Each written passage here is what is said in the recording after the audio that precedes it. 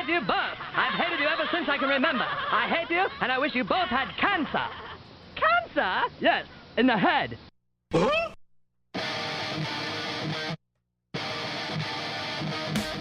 I'm as mad as hell, and I'm not going to take this anymore. Pay no attention to that man behind the curtain. Are you telling me you built a time machine out of a DeLorean? This is the Stupid Answer Show. Uh-oh. Sounds like somebody's got a case of the Mondays.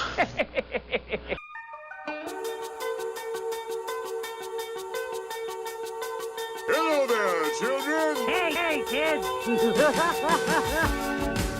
People seem to like me because I am polite and I'm rarely late.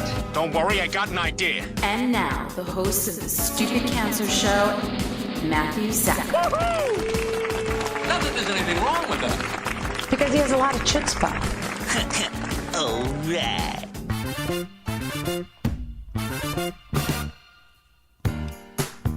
Hello and welcome to episode 385 of the Stupid Cancer Show, the voice of young adult cancer. I'm your host, Matthew Zachary, a proud 20-year young adult brain cancer survivor, coming to you right now from the chemo deck, our fabulous studio in downtown Manhattan. Broadcasting since 2007, the Stupid Cancer Show is a production of Stupid Cancer, the largest charity comprehensively addressing young adult cancer worldwide. Online at stupidcancer.org. I'm Mallory Rivera, Program Manager and co-producer of the Stupid Cancer Show, welcoming all of our first-time and returning listeners. Never miss an episode by subscribing to the podcast on iTunes and following us on SoundCloud. It is not okay that 72,000 young adults are diagnosed with cancer each and every year. So, got cancer under 40? Sucks, huh?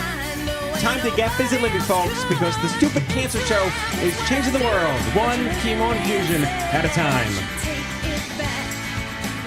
We got a special show for you tonight. We are highlighting the documentary film Until 20, a powerful new film that tells the inspirational story, true story, of Texas native James Arthur Ragan, who lost his life to osteosarcoma in 2014 as a teenager. Joining us are award-winning journalists and documentary filmmakers Geraldine, Moriba, and Jamila Paksima to talk about the film and its impact.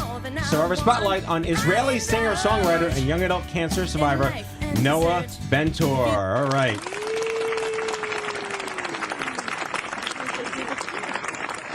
Hello, Mal. Hello. How are you? I'm just dandy. It's your first official Kennyless podcast. It is. It's happening. It is happening. It is happening. Welcome to the party.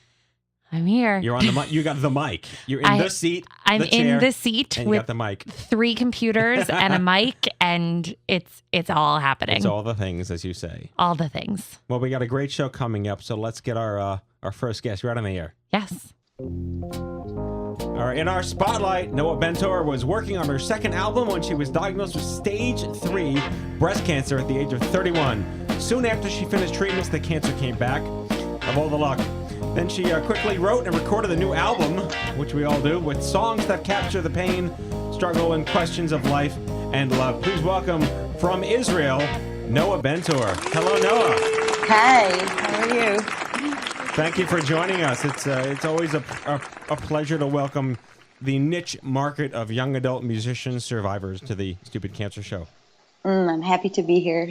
Thank you. Yeah, and you're calling in from Israel. Yes. Officially proving the internationality of our show finally after 9 years. Yes, at 2:17 a.m. Yes, you're very brave. You're very brave.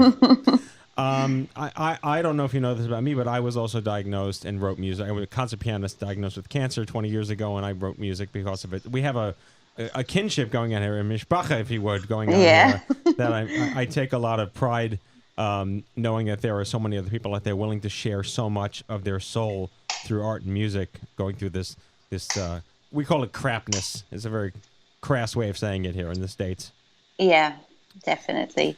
I really believe, my story is a bit, it goes through my first cancer, my second cancer, then my, the different albums. But the new album, I really felt that it kind of saved my life and kept me going.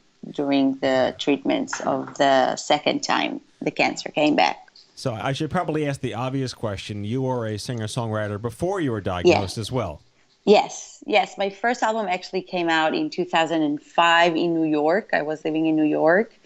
My second album came while, I was diagnosed with cancer while I was working on my second album, and decided to keep going with the dates of its coming out and everything, doing treatments. I finished it between chemo and the surgery, and then I had shows between the surgery and the radiation. But after that, everything just became really, really hard. My body was just so beaten up, and I just had to put everything aside. And my music, I don't think I touched my guitar for 2 years. Wow. Literally, I didn't write anything. People kept asking me, how come you're not writing after what you've been through? But then just as I started writing and feeling better, it was the end of 2013. I started writing again. I was feeling great. Everything was going really well in my life. And I had my MRI, and we found out that my breast cancer came back. And at that point, I was like, well, so many questions. I wasn't even sure I had the strength to go with all the treatments again. I had to do everything over. But I also had to decide, am I again putting my music aside and just doing, my treatments and fighting for my life, or am I going to keep writing new songs and record? And I decided to do that. And then this new album came out with all songs that were written during the treatments, and I just love them so much. I feel that they literally saved my life. So Noa, if I can, let's go back. Yes. We like people to tell their stories in the sense of, you were a young woman getting breast cancer. It's very rare, but it happens and it sucks. Were you in Israel at the time, and how were you diagnosed originally? Yeah, I was in Israel at the time. I don't know. I felt something was wrong with my body. I did not feel well the whole year before I was diagnosed. And I did all these different checkups. And I went to just a surgical doctor to check out my breast. And he basically said, he did see something. He sent me to an ultrasound. But when I came back to him with the ultrasound, he said, I see something, but you're young. It's probably nothing. Famous last words. And just sent me home, without doing, the biopsy or the MRI or additional checks. So it was a really big, I know how you say it in English, really not cool on his behalf. I don't know how to say it otherwise, but he just sent me home and said, you're young, it's probably nothing. Right. And only 4 months later, the tumor was so big that I literally saw it on my skin, on my breast. And it was a tiny second that I saw it, and I immediately knew that it's breast cancer. So you were in the States where you said that's a totally shitty situation, basically. Yeah. The doctor kind of threw you under the bus and said, you're too young for this. And, that's it. It happens. It's unfortunate. We're very angry about it. We're doing our best to make sure it doesn't happen again. But you seem to be inherently proactive, and, you don't sort of take shit from anybody. You want answers, and you finally got a response. Yeah. So then I immediately went to do the biopsy and PET-CT and MRI and started treatments. And I think the first, the first cancer, I was very okay, I'm just going to do exactly what they tell me. I was very trusting of the doctors. And I was just I'm going to do everything they tell me. And I was very sure everything's going to be fine. But when it came back, it was like less than a year after I finished treatments. At that point, I think I was the first time I felt how much the doctors don't really know things. They don't know why it came back. They didn't really have a lot of cases of breast cancer that reoccurs, but is not metastatic. It's still small. So they would literally, like the best doctor in Israel would sit in front of me and be like, yeah, we don't really know. And we don't really know what protocol of treatments to give you.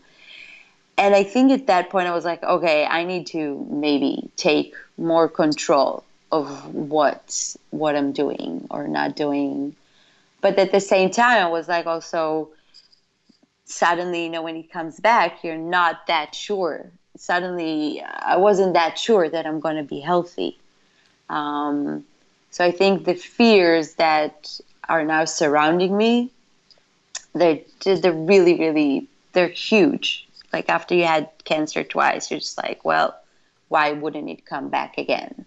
Well, recurrence is the number one reason for anxiety and stress, obviously. Yeah. But there's like a clinical science around that we study very closely here in the States.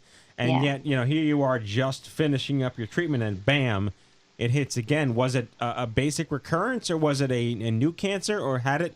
No, it was exactly the same type and exactly the same place. I think it was a miracle that they saw it in the MRI because it was under the scar of my last surgery. So it was like really a tiny chance to even see it, and it was less than a centimeter when it came back. But it was at the same spot and the same type of breast cancer, the hormonal and biological type, triple positive. So yeah, the fears is something I talk a lot on my the lecture that I give. I have a lecture that's called /Lucky Cancer. It's just something that is some days it's so strong that I can barely do anything. Well, you gave us a song. We'd love to play it on the air. Yeah. Why don't you tell us about it? Love and Darkness? Well, that's the name of my album. The album, yes. The third album. I don't know.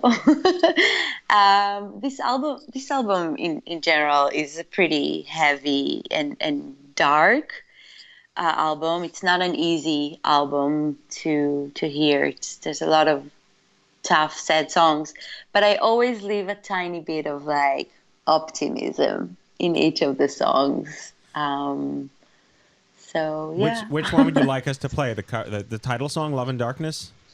Maybe the first song, Blue Skies. Sure, we can play Blue Skies. Blue Skies, I love that song, but Blue Skies was literally was written at my lowest point during the year of the second treatment. And I remember just like resting my head on the guitar, and this song it was really a really rough time, and this song just came out. So it's Blue Sky. So here it is, Blue Skies from Love and Darkness by Noa Bentor.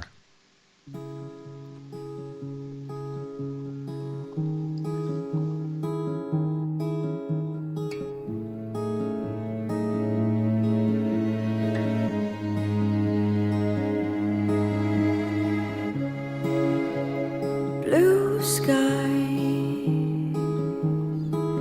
why don't you come and take blue skies? Why don't you come and take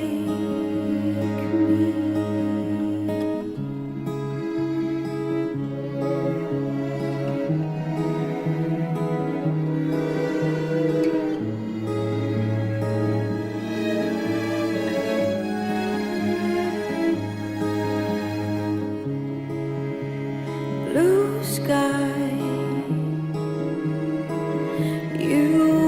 once loved, you once loved me.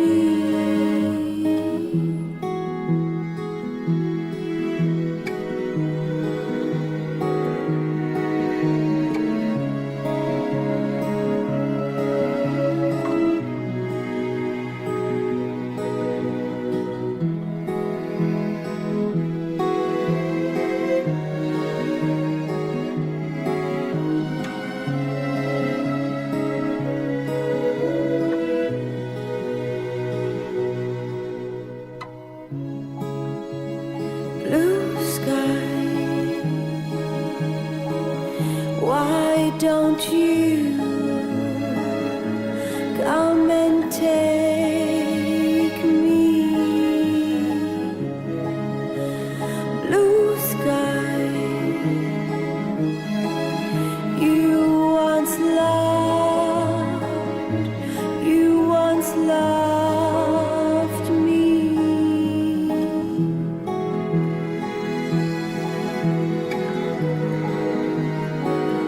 It's all I know.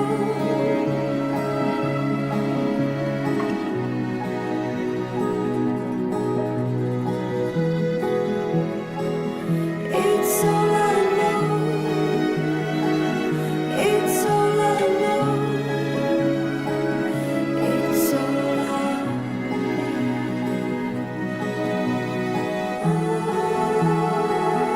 It's all I know. It's all I know. It's all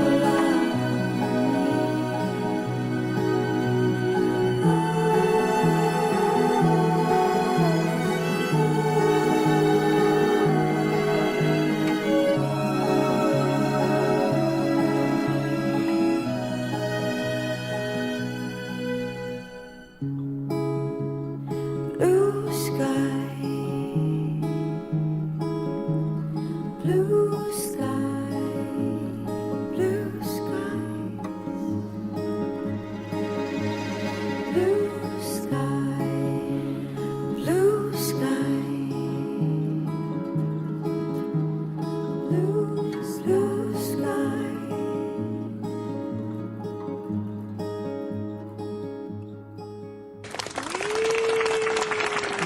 Well, that was powerful. Thank you. We are talking with Noa Bentor, young adult survivor of breast cancer, musician, singer-songwriter from Israel.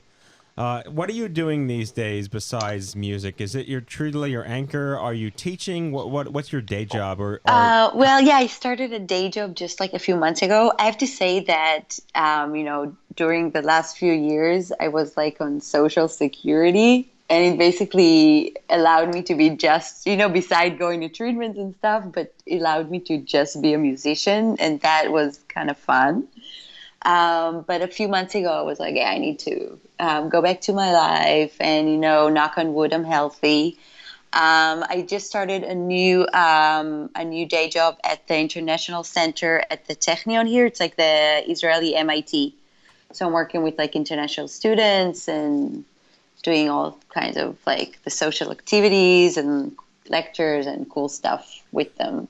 Well, we really like happy ending stories. It's really wonderful to bring even more international phenomenons to the young adult cancer world. Where can people learn more about your music and your work? Just like a lot of, just right Noa Bentor on YouTube, Facebook. I'm there.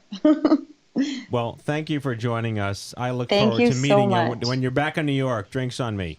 Yeah, sounds perfect. All right. Noa Thank you. Yes, Noa Bentor, everyone. Thank you very much. Thank you. All right, Mal. And now, the news. Hello, I'm Kent Brockman, and this is Eye on Cancer. Just the facts, ma'am. Head on over to events.stupidcancer.com or .org. That's events.stupidcancer.org. Sign up for meetup alerts and never miss a meetup again. If you'd like to learn more about hosting your own Stupid Cancer meetup, visit stupidcancermeetup.org. We're good? We're good. No one should face cancer alone because isolation sucks. Download Instapeer for iPhone, iPad, and Android. Create your account and instantly start chatting with someone just like you who's been there and walked in your shoes. Join our online community of thousands of cancer patients and survivors and caregivers from all over the world right now on your phone. Instapeer. We've launched a newsfeed aggregator on Tumblr for all the articles, blogs, and stories we couldn't possibly have time to post on social media. Check out what we're reading 24/7 and don't miss a beat. Subscribe at stupidcancer.org/feed. If you've not yet checked out the Stupid Cancer Community Forums, you're missing out. Join thousands of your peers in a safe and meaningful online environment to get connected, swap stories, learn from one another, and foster the young adult cancer conversation.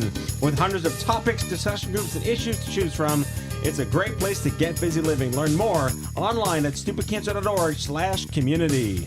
Support our programs and services by heading over to stupidcancerstore.org. You'll feel great and look great in your new Stupid Cancer gear. That's stupidcancerstore.org. Be proud, wear Stupid Cancer. And that is your Stupid Cancer News. In our main segment here, we're welcoming Geraldine Moriba. She is a only five-time Emmy award-winning journalist and documentary filmmaker. She's currently an executive producer of CNN's original program development team and the vice president of diversity and inclusion for CNN Worldwide. Prior to that, she served as the executive producer of the highly acclaimed CNN documentary series In America. She's also worked at NBC News, MSNBC, ABC News, and CBC Radio. Joining her is Jamila Paksima, two-time Emmy award-winning and independent documentary filmmaker, video director, and journalist. Some of her awards include 3 prestigious Webby Awards and RK Journalism First Prize in Domestic Television Broadcast, the CINE Golden Eagle, and the OMMA Awards for Best Medical Animation Series. That's a hell of an amazing resume. Please welcome Jamila Paksima and Geraldine Moriba. Wow. Thank you. I should get some kind of Emmy for reading that. That was impressive. I love the delivery. I am highly caffeinated, so it helps with the articulation. It's very good. I'm thrilled to have you guys on the show. I know we've been talking about the film for a while, and we again, I think the theme of this show, not that we thematicize shows, art, survivorship, film, music. It's such a way to really get such an emotional point out about human life and stories and humanity and narratives. And your project really hits home. Thank you. It's good to be here. Yeah, I mean, like I said, we love in-studio guests, by the way. Geraldine's right here. I'm staring at her. We love warm bodies here in the studio. It's a good thing to have. Why don't you both each get started with what attracted you to this particular project? Until 20 is the documentary we'll be discussing. Should I start, Jamie? Go for it. So I am a cancer survivor myself, and I'll give you the short version. Basically what happened, I was getting treatment in Texas at MD Anderson in Houston, and my annual checkups occur once a year, and I happened to have a mutual friend with the young man who's in the film who said I really needed to meet him, find out what his story was, and do a story about him. And over time, I read up on him. We had a first conversation, and I pulled Jamila in immediately because I realized this was something that was too big for me to do on my own. But there was absolutely a really valuable story here, and that's how it started. And the person in the film, James Arthur Ragan, has had sarcoma cancer, which is soft tissue cancer. His was inside his bone.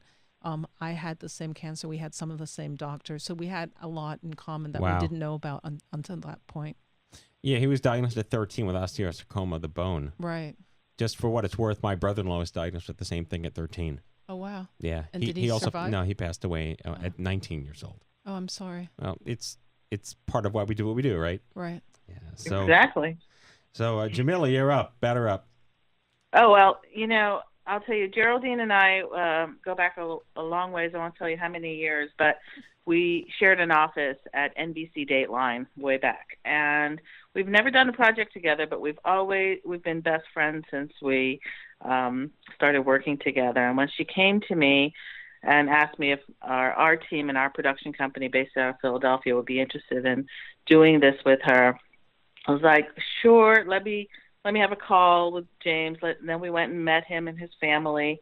And I just have never met such open, generous people who were really devoted to the cause and really selfless, wanted to tell an honest story, but also a story about how to live with dealing with cancer in such an open and honest way. And so I was in just from the moment I met them. I'm a mother. I have a 11-year-old boy at the time, and I just was in this mother's shoes going, what would I do if this happened to my son? And that's why I was in. And it's truly humbling. There's, I would say, a short commodity of really powerful documentaries that really tell the story in the way that you guys are doing. I was reading James's obituary, which is online. He was like the mayor of MD Anderson. He was. As a teenager, he was involved with all the ambassador programs. He started his own sarcoma initiative. Tell me more about meeting him and learning from him. You know, the thing about James is it's hard to believe, but he faced death with optimism. And we shot with him repeatedly. We flew down to Corpus Christi. By the way, he might as well be the mayor of Corpus Christi, Texas as well. But we flew down there repeatedly, and I never saw James cry. I never saw him feel down. And I'm not saying that he never, ever was, but he really did a good job of staying focused and positive. And his mantra, his approach to life was he wanted to do a good thing every day. And that consumed him. He really went out of his way to do small acts and large acts, and sometimes anonymously. He wasn't in it for the praise or the feedback. He did it because it made him feel good, and it also made his life feel more valuable and worthwhile. So he did pass away at 20. I would imagine that's part of why the film is called Until 20. What was the basis for wanting to harness this through a film? You know, we wanted to spend the last year of his life with him, but it was not to be a film about how to spend the last year of your life. It was about how to live, knowing that you may die, but how do you live and try to leave a legacy and try to do something and make a huge difference in pediatric cancer and cancer, particularly for sarcoma, which is something that he really cares about. And so that was our initial goal, was to raise awareness through the film, but not do it in a very manipulative or sappy way. And he's such a positive guy. I mean, I kept saying to Geraldine, he's like relentlessly positive. It just almost seemed impossible at times, but it truly was who he was. I used to say to Jamila, "Oh my God, this doesn't seem real. Like, I don't get it." And it wasn't just for young people. It was for people who had cancer of every age or any disease. And in the beginning, you know, you start telling people you're working on this film, and they're like, "Oh, it's going to be a film about bucket lists," or "I want to do this," or, you know, we don't want. And I don't want to knock other films that are out there about, you know, living out an adventure or that kind of thing. But James's adventure was living. That's what he wanted to do and do well. He chose to stay enrolled in Rice University through all of his treatments. He was enrolled until the last month of his life. His goal was to have great relationships with people and to enjoy people. It wasn't about accomplishing and ticking off bucket lists. He has a huge passion for playing golf, which came as a second sort of sports career to him. Initially, he was a tennis player when he was diagnosed with osteosarcoma, and then he had a resectioning done, and so he wasn't able to play tennis anymore, and he was looking for a new sport. Well, he became a Division I golfer, and he was really rigorous about his golf and improving, and no matter how crappy he felt, he was out there playing golf. He was getting his chemo treatments in the middle of games, like playing. As he was playing, he was getting chemo dripped in him because he didn't want to miss the game. James showed up in life and had no excuses. And I've just never met anybody like that. I've never met anybody of his age like that who never felt pity for themselves, just kept going forward and smiling. What strikes me about how you describe conceiving and putting the film project together is that you didn't want it to be a St. Jude Dying Pets commercial. No. Which is pretty much what a lot of the teen and pediatric stuff winds up being. You know, this was done in such a way with humility and grace. And I'm getting like just chills and verklempt channeling my late brother-in-law, because this was his story too. He was the mayor of NYU. He volunteered for everything. He sat on the boards of the junior cancer wards. He helped set up the Xboxes and the kids' cancer centers for 6 years. He was that kid. The similarities are striking. I guess without making this all about me, do you feel like just being that young inherently predisposes you to this innocence of invincibility? Despite mortality facing you. Yeah, I don't think James felt invincible. I mean, he was grounded and realistic. He knew that his days were limited. And in fact, the way he described it was, he said he was kicking a can down the street, and he just kept kicking it as far as he could until he couldn't kick it anymore. I mean, when we met James, he had multiple tumors growing in his lungs. You know, he said it felt like wood scraping against his lungs. So he when he breathed, he could feel pain every breath. So he was very realistic about his condition and the odds against him. But he didn't give up hope. And I think that's what really shaped his character. He also felt like he had to make a difference while he was here. So it wasn't so much that he felt invincible. He knew he wasn't. I think the pain was too real for him to think otherwise. Very fair. Jamila, you want to weigh in on that?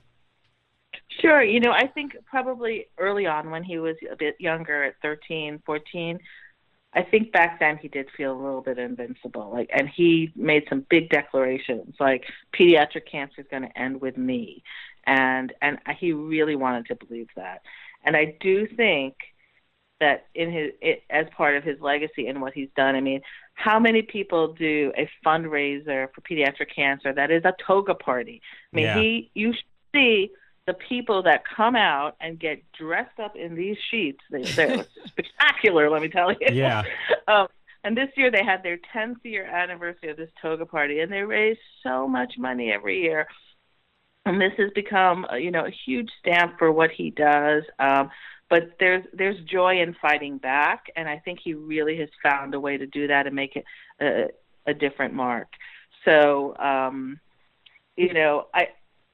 I wish he could be invincible. And I would always say to Geraldine, I once in a while we'd come back from shoots and I go, I had a dream. He's never going to die. I'm telling you, he is not going to die, because there's something about him. Yeah. There's going to be a cure. There's going to be something, because I believed he was invincible. He didn't, but he would make you feel that way.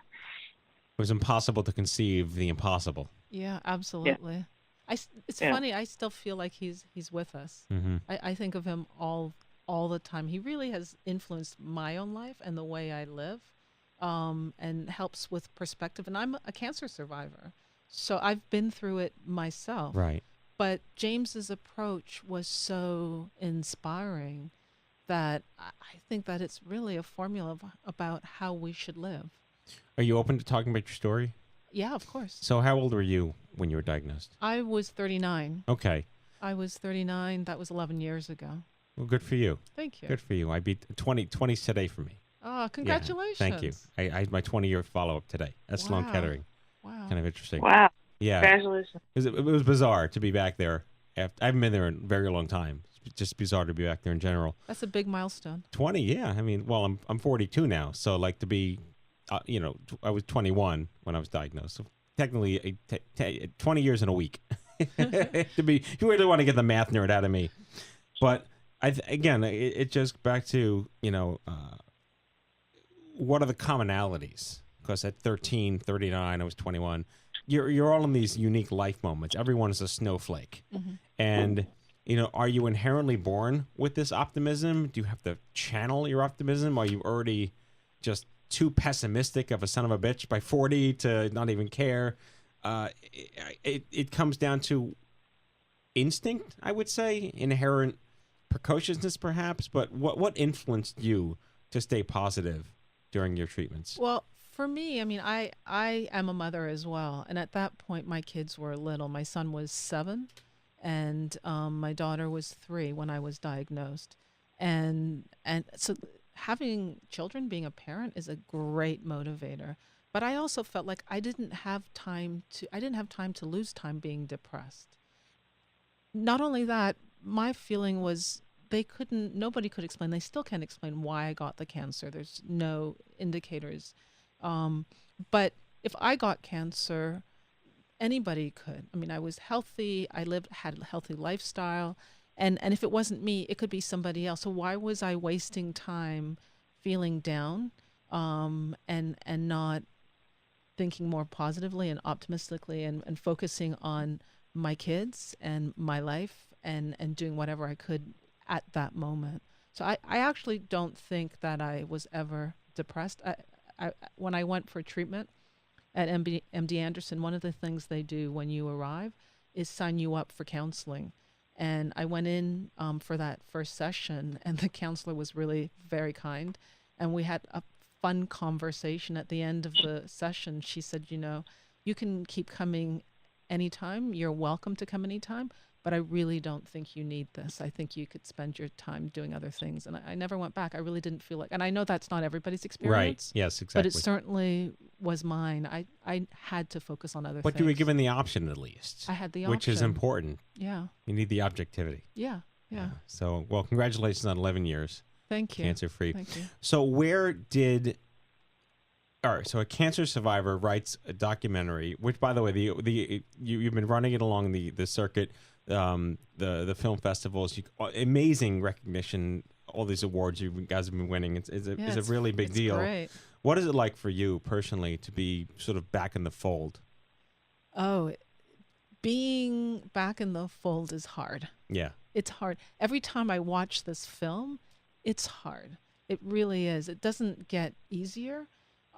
Going to the hospital to shoot somebody else's story is hard. Mm-hmm. I mean, my approach after I finished my treatment was to just move on. And I didn't really talk about having cancer much at all. And now, as a result of the film, I talk about it all the time. Mm-hmm. And I'm not uncomfortable talking about it, but I didn't want to be defined by it. Of course. And I didn't want to dwell on it. And now I realize to make a difference, I do have to talk about it. And for this film to have an impact on other people's lives, I have to talk about it. So it's deeply personal, and it's difficult. Jamila, would you like to weigh in on how do you manage putting together a film project like this where the perception is, oh, it's just another cancer film? Right. Well, and thank you for asking about that, because we were really up against that belief, like, oh, it's going to be sad. Oh, I think I've seen this before. And Geraldine and I were like, you have not seen anybody like James before. You have not. And this is a film that I deeply believe just anybody who has a family and loves somebody needs to see, because it shows you how to love deeply. It shows you what the depth of love is really about, and it's done in a fun way and in a graceful way, and so we just persevered, and both Geraldine and I just were optimistic about everything, because James was. And as soon as we started trying to raise some money for it, like we did a Kickstarter campaign, it got funded in 5 days. We were like, what? Yeah. Pretty amazing. It's like, okay, I guess people are getting it. And then just all of our efforts to continue to make the film, things started to just fall into place because people wanted to be a part of it. And his community, the community of people that James touched wanted to support this film. They all believe that he's just an unsung type of hero who deserved to have his story told well. And I feel lucky that we got to tell it and be a part of it, and in a very, very tender and intimate and personal way. And can I add that, I've seen a lot of movies, and I've made a lot of documentaries. This is the only movie where I've experienced sitting in a theater, and this has happened at every screening again and again and again. It's the only time in my life where I've sat in a theater that's full and listened to people like grown men and women and everybody in that room cry, just weep, but also laugh. There are scenes in there that really make you laugh. And when the film is finished, people don't get up and walk out. When the film's finished, they stay through all of the credits, and they're so emotionally exhausted and exhilarated, and some, like, people just sit there. The lights go on and people are just sitting there, and it happens at every screening, and the conversations begin. And it really is not like any film experience I've had before. I mean, there are movies that really profoundly move me, and I take my time walking out, but usually the theater's half empty by the time I get up and walk. In this case, people stay right to the end, and they just stay there. And more than once, we've had the theater managers come in and like kind of shout, "Okay, you guys, like everybody out." Like, closing time. Yeah. Closing time. Last week we showed it in Corpus Christi, in James's hometown. So of course it was going to be a big turnout, and we had over 1,000 people there. Wow. Yeah. It was like a rock amazing, concert. and the Q&A session just goes on and on and on, and the things, and these are grown men, grown businessmen. They're saying, I am running home to my family right now. I am going to go love my kids. I'm going to go be with my wife in a different way. I mean, then like, great, together with James and our vision, and we do a few things that are very creative in the film, a little bit different. People are moved to want to live a little bit differently. And then I go and I say to Geraldine, we did it. That's all we really wanted to do, was to try to share something new. And you've done something truly miraculous. It's so the website is until20.com, a documentary film chronicling the life of James Arthur Ragan from Corpus Christi, diagnosed at 13 with osteosarcoma, passed away at age of right before 20, 19? Or he was 20. He was 20. He was 20. We're talking to Geraldine, Moriba, and Jamila, Paksima, who are the executive producers and directors and writers and multi-Emmy award-winning everything.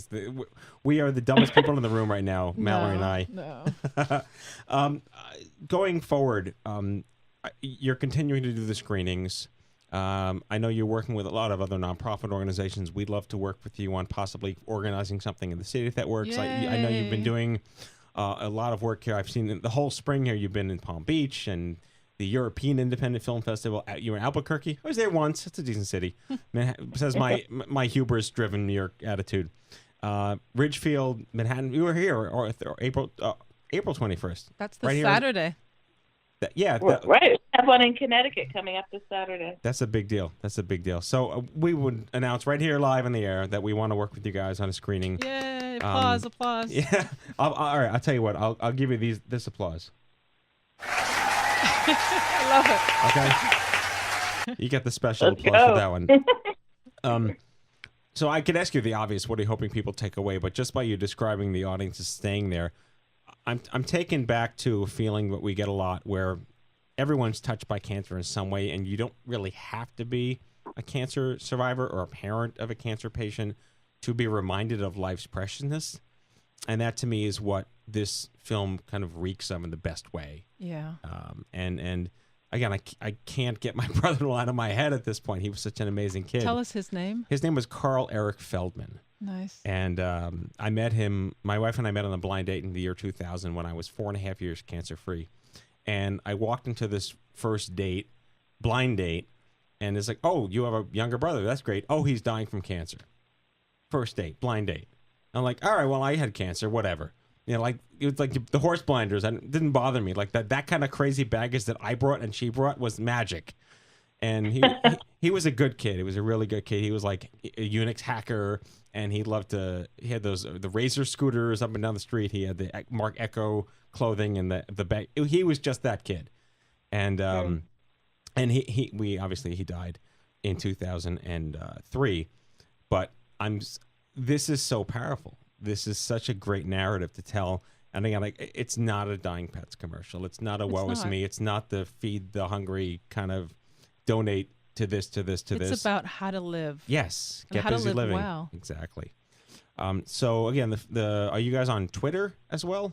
We are. It's the name of the film. It's until 20_film. Okay, at until20_film Right. on Twitter. So we're about out of time, but we could probably talk about this to the end of days. These types of projects really excite me. We have we coined a term here called the art of survivorship. And the art of survivorship is how you choose to get busy living, regardless of how much time you have left on Earth. So it's very clear that you are honoring James's memory in this way without, again, pandering to the whole cancer thing. How do you feel about this? Did you ever expect it getting crowdfunded in 5 days and having the reception it's had? Do you want to go first, Jam? Oh, it's so moving. I'm blown away. It was a hard project to work on, I will say, but every ounce of time, energy has been completely worth it. And we see this baton that James wanted passed moving forward in so many people's lives. Every time we have a screening, 10 people show up and say, I want to help host another screening. This story has to be told. I got to take it to my school. I got to show it to these, students who are studying to be nurses or oncology practices or whatever it is. And people want to share it. Geraldine just showed it to high school students. Last we week. have like coaches from Division I golf teams across the United States that want to use it as a coaching tool. So we didn't envision initially that this film would be this inspiring for other people, but we see it really is a gift. I mean, and James helped us, tell this story, and so for that, I feel grateful. I'm excited because I feel like we're still at the very beginning, like the momentum has only just started.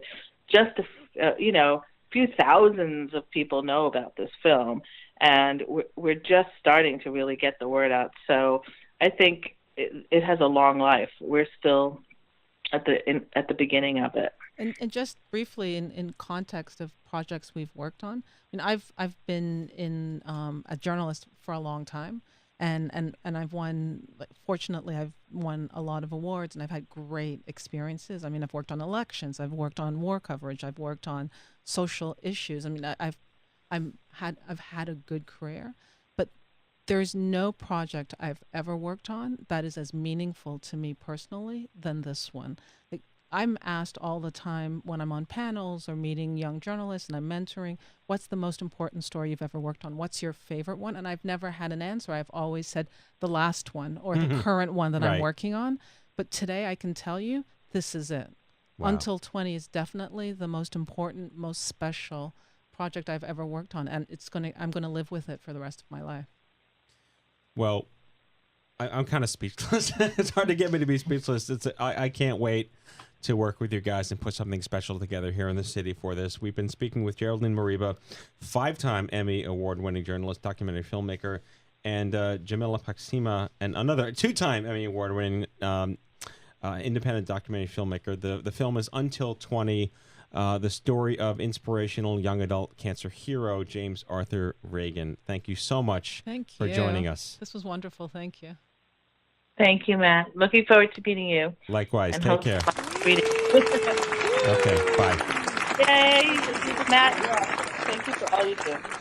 All right, and now it's time for our closing sequence. Prepare to activate. I hear there's rumors on the internets. You ever seen a grown man naked? And so, to all of you, a fond farewell.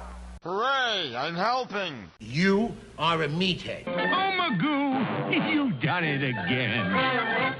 That was so terrible, I think you gave me cancer. Okay, folks, that's our show, the 385th episode of The Stupid Cancer Show. Never miss an episode by subscribing to podcast on iTunes and following us on SoundCloud. I'd like to thank our guests, Noa Bentor and Geraldine Moriba and Jamila Paksima from the documentary film Until 20. Broadcasting since 2007, the Stupid Cancer Show is a production of Stupid Cancer, the largest charity comprehensively addressing young adult cancer worldwide, online at stupidcancer.org. Coming to you now from the chemo deck, and on behalf of my whole team here at the Stupid Cancer Show, we hope you had as much fun as we did poking a stick at Stupid Cancer. Thanks for listening, and we'll see you back here live on the next exciting podcast of the Stupid Cancer Show. Goodbye, folks. Because cancer affects everyone, whatever the age. Now imagine you're 25.